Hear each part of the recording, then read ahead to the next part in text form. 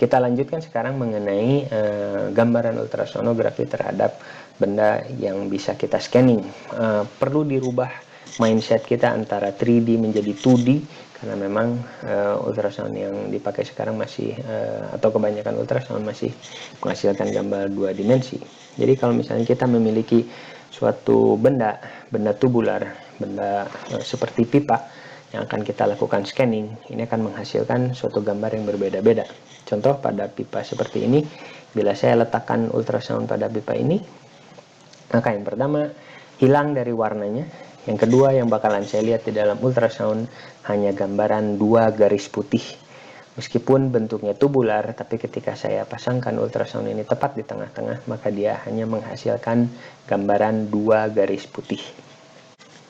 Lain halnya dengan pipa yang sama, tapi kita putar pipa ini sampai betul-betul menghadap ke mata kita. Maka ketika ultrasound probe dilakukan scanning pada struktur yang seperti ini, maka kita akan melihat gambaran bulat. Ada beberapa tombol yang bisa kita atur untuk menghasilkan suatu image atau menghasilkan suatu gambar yang baik sewaktu kita melakukan scanning ultrasound. Salah satunya adalah gain. Gain ini bisa mengatur kecerahan dari suatu gambar. Saya memiliki 3 gambar di sini. Tentunya kita masih fokus pada praying mantis kita. Di sini ada 3 tipe kecerahan. Ada yang medium, ada yang betul-betul dibuat white, dan ada satu yang dibuat lebih dark. Ketiganya bisa menunjukkan gambaran dari praying mantis ini, dan ketiganya tidak ada yang salah. Kalau misalnya dokter prefer lebih terang, tidak jadi masalah. Dokter prefer lebih gelap, tidak jadi masalah. Akan tetapi perlu menjadi suatu pertimbangan mana yang bisa menunjukkan target atau fokus kita lebih jelas. Nah, sekarang kita tempatkan pada hasil dari ultrasound. Saya memiliki 3 jenis gambar ultrasound pada target yang sama, yaitu di nervus medianus, dengan 3 tipe gain atau 3 kekuatan gain yang berbeda. Satu di 30, satu di 50, dan satu lagi di 80 kekuatan gainnya. Dokter bisa melihat gambaran ultrasound yang lebih gelap, makin terang, dan paling terang. Ini semua menunjukkan suatu target yang sama, yaitu median nerve. Preference dari dokter ingin memperlihatkan atau ingin menggunakan image yang mana, dipersilakan, itu adalah pilihan dari para dokter semuanya. Tetapi perlu menjadi pertimbangan mana yang bisa lebih menunjukkan target kita lebih jelas, itu yang akan kita pilih. Dan juga kita bisa menggunakan suatu efek yang namanya color Doppler. Hati-hati di sini, warna merah belum tentu arteri dan warna biru belum tentu vena. Hal ini akan menunjukkan pergerakan dari cairan di ultrasound image kita. Satu lagi tombol yang bisa kita atur adalah kedalaman. Kalau misalnya dokter bisa melihat di PowerPoint slide saya, ada 3 gambar ultrasound dengan target yang sama, akan tetapi kedalamannya berbeda-beda. Saya menggunakan linear probe di sini. Bisa dilihat dokter, saya menggunakan 1 cm, 2 cm, dan 4 cm. Tentunya dari pemilihan kedalaman ini akan memperlihatkan struktur yang lebih banyak ketika kita memilih suatu yang lebih dalam. Tapi pertanyaannya adalah, apakah kita perlu melihat sampai 4 cm apabila kita melakukan atau target kita adalah nervus medianus, dan kita melihat struktur sendi dan ada daerah gelap di bawahnya. Tentunya seperti yang telah kita diskusikan tadi, bahwa ketika si ultrasound bertemu dengan sesuatu yang keras seperti contohnya tulang, di bawahnya itu akan gelap, dan kita tidak tahu tidak akan bisa percaya di bawahnya itu ada apa, karena memang sudah terhalang si ultrasound. Dokter mau pakai 1 cm, mau pakai 2 cm, mau pakai 4 cm, misalnya dokter mau melakukan median nerve block, tidak ada masalah. Akan tetapi pilihan yang mana yang paling ideal, terutama kalau misalnya melakukan penyuntikan bukan di median nerve, dokter ingin melihat struktur yang tidak mau dokter kenai dengan jarum dokter, maka itu perlu diatur dari masalah kedalamannya, atau ada struktur-struktur yang memang kita perlu hindari, atau struktur yang memang menjadi target yang perlu kita lihat. Depth ini atau kedalaman ini bisa kita atur. Menariknya lagi adalah ada efek yang namanya anisotropy.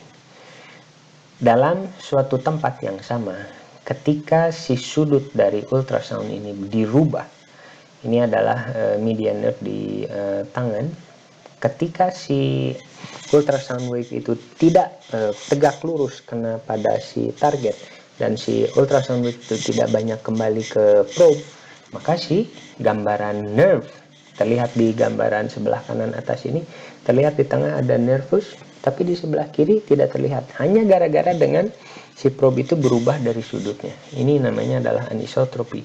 Di tempat yang sama tapi dengan sudut yang berbeda, kita bisa kehilangan satu target. Makanya perlu dilakukan suatu penelaahan dari masalah anatomi, penelaahan dari masalah cara scanning, memang membutuhkan learning curve yang cukup panjang. Perlu juga kita sadari bahwa letak dari nerve akan menentukan gambaran dari saraf tersebut. Contoh di sini, bila dokter melakukan scanning di interscalene, maka si nerve itu akan terlihat bulat hitam.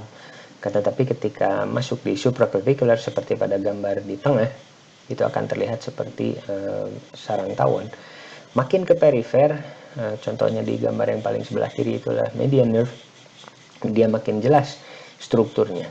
Jadi jangan selalu berpatokan bahwa semua nerve itu akan terlihat hyperechoic, karena ternyata semakin sentral, atau contohnya di interscalene itu, dia akan terlihat hypoechoic.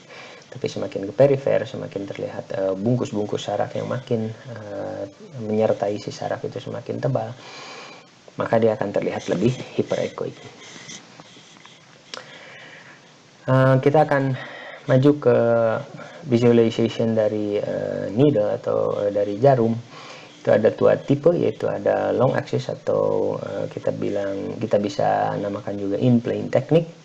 Contohnya adalah pada penyuntikan axillary nerve block yang dilakukan di sini. Kita bisa melihat jarumnya, dia sedang menuju ke salah satu nerve, jelas jarumnya. Semua dari ujung jarumnya tuh sampai ke hampir ke pangkal dari jarumnya terlihat semua. Ini adalah satu in plane technique. In plane technique ini sebetulnya analoginya mungkin seperti pada gambar ini, bila si ultrasound active zone ini betul-betul bisa melihat dari seluruh jarum, maka gambarannya adalah gambaran ultrasound seperti pada sebelah kanan ini. Mungkin dokter bisa melihat di situ ada bayangan dari jarum. Gambaran jarumnya menjadi tidak satu garis, tapi di bawahnya ada beberapa garis. Itu disebutnya reverberating effect dari suatu metal yang menyebabkan gambaran image dari jarum itu menjadi ada beberapa. Sebetulnya itu cuma bouncing effect dari ultrasound wave yang kena lagi ke metal, balik lagi, kena lagi ke metal, balik lagi. Disebutnya reverberating effect. Ini adalah gambaran long axis atau gambaran in plane technique. Berbeda dengan out of plane technique atau short axis. Ini penyuntikan dari median nerve di daerah wrist. Apa yang bakalan kita lihat adalah hanya sebuah titik. Karena apa? Si jarum ini, kalau misalnya kita lakukan scanning, maka si ultrasound itu dia posisinya akan tegak lurus terhadap jarumnya itu. Dan kita akan melihat hanya sebuah titik di dalam ultrasound image kita, karena memang yang kita scan itu bukan seluruh dari jarumnya, tapi potongan dari jarumnya.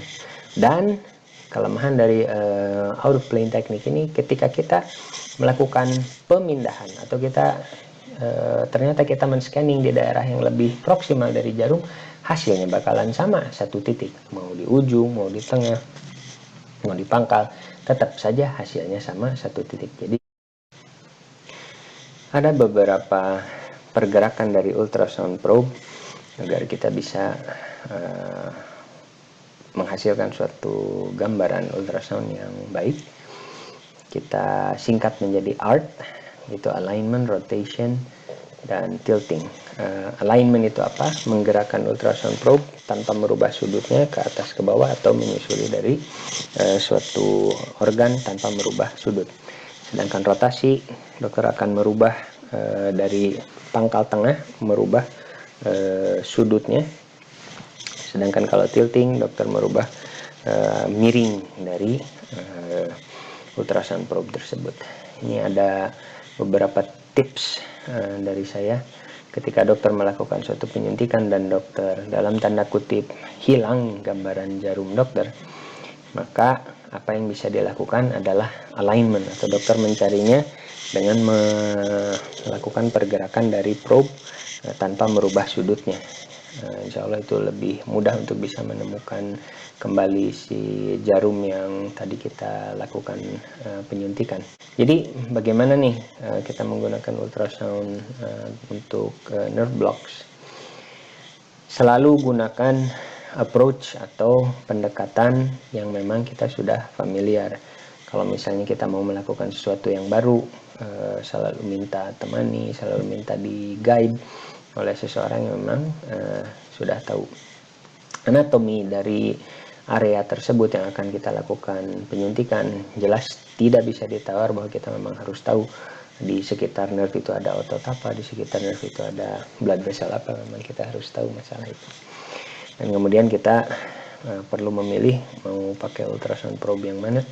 Menariknya tapi mungkin untuk penggunaan di Indonesia lebih banyak digunakan linear probe, karena memang sedikit sekali orang-orang yang bermassa tubuh besar. Tetapi probe curve juga memang kita perlukan kadang-kadang untuk melakukan suatu penyuntikan yang cukup dalam.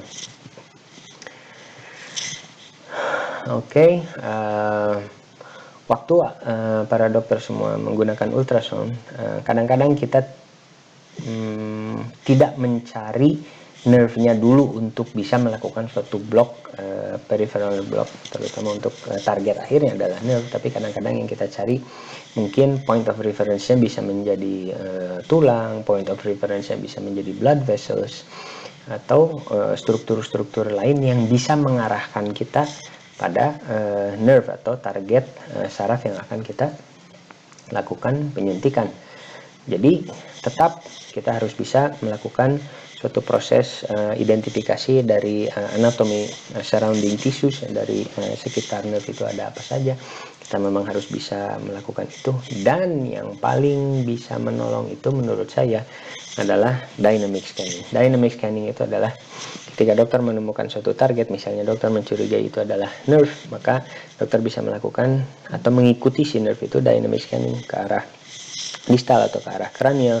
Kalau misalnya memang gambaran si nerve itu, maka dia akan continuous atau sesuai dengan anatominya. Bila memang dia bercabang, dia akan memperlihatkan percabangannya. Bila memang dia tidak bercabang, maka dokter akan terus bisa mengikuti gambaran dari nerve itu. Disebutnya dynamic scanning. Jangan lupa untuk bisa menghasilkan suatu image yang baik, dokter bisa mengatur gain, dokter bisa mengatur kedalaman, dan dokter bisa mengatur sudut atau probe dokter dengan tadi art, alignment, rotation, dan tilting. Mungkin itu yang bisa saya sharing pada kali ini.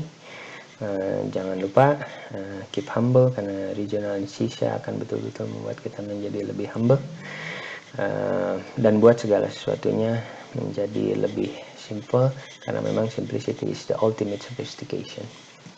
Terima kasih atas perhatiannya. Kita tutup dengan doa akhir majelis. Subhanakallahumma wa bihamdika asyhadu an la ilaha illa anta astaghfiruka wa atubu ilaik. Assalamualaikum warahmatullahi wabarakatuh.